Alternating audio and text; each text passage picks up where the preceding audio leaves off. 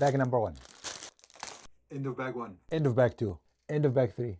End of bag 4. End of bag 5. End of bag 6. End of bag 7. End of bag 8. End of bag 9. End of bag 10. End of bag 11. End of bag 12. End of bag 13. End of bag 14. End of bag 15. End of bag 16. End of bag 17. End of bag 18. End of bag 19. End of bag 20. Done with bag 21. I just finished building the Goonies set. It's almost like you building 2 sets. We're building the different scenes from the movie as a diorama and a play set, and you're also building the iconic Inferno ship on the other side of the set. The set features so many iconic scenes from the movie, like the attic scene, for example. It has a bunch of Easter eggs, a bunch of details, from the plasma ball to the treasure map to even the picture frame with a hole in it where Mouth sticks his tongue out. And here we have the restaurant scene with the table and the drinks on the table. Right underneath it, the basement scene with the fireplace that actually moves. And we have a freezer in the back where Chunk was trapped. Right next to it, we have the room where Sloth was trapped. Even there's some chains on the wall and the TV was on. Right underneath that, we have the scene with the leaky pipes. And right next to that, we have the scene with the boulders. And this boulder has a great play feature. Once you activate it, the boulders fall off. You can crank it back up using this dial and activate it back this way.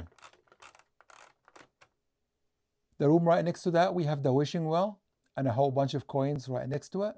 And it has a trap door. The floor would fall off. You have to activate the key by turning it in.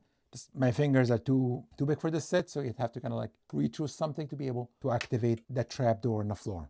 And right here we see the entrance for the cave with the skull. And from that, it leads right here to that. One of the best play features of the set, the skeleton organ. And we have the organ keys are supposedly made out of bones. And it has one of the coolest play feature. So you push the wrong key and the floor starts falling off.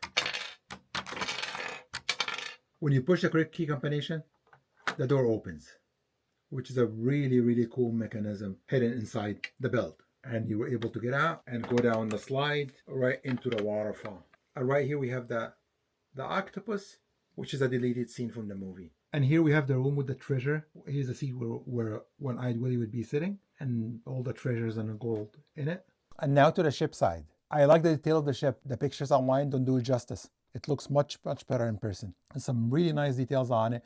And you can see the cannons and the cannon doors are actually open. And you can see the cannons inside and a whole bunch of like decorative pieces all around the ship hull. It looks really, really good. I don't care much for the front of the ship that doesn't have that many details and it kind of looks a little bit weird, but overall it looks very good for a pirate ship. The back of the ship, however, it looks really, really nice and detailed. Even the sails, they look nice and they're made out of cloth. And they even including the plank where the kids had to walk that plank and fall in the water. Spoilers alert. But they did some really great building techniques to get the angles correct, because it's not only it slopes inwards, it has some curvatures and different angles, and some of these angles are actually sharp, and they did a great job. What I didn't like about that build technique, sometimes a little bit difficult to attach the panels, especially on the ship side, without knocking something off on the diorama side. The other thing I didn't like about it, most of the play features in the diorama side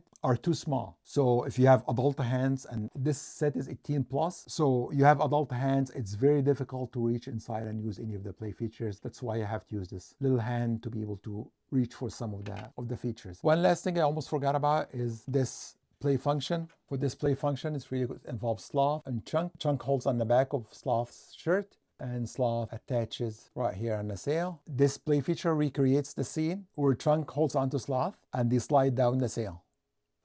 Overall, I really like this build. It's very nostalgic and highlights all the iconic scenes from the movie. So if you're a Goonies fan, it's a must purchase for me. Thanks for watching. See you in the next video.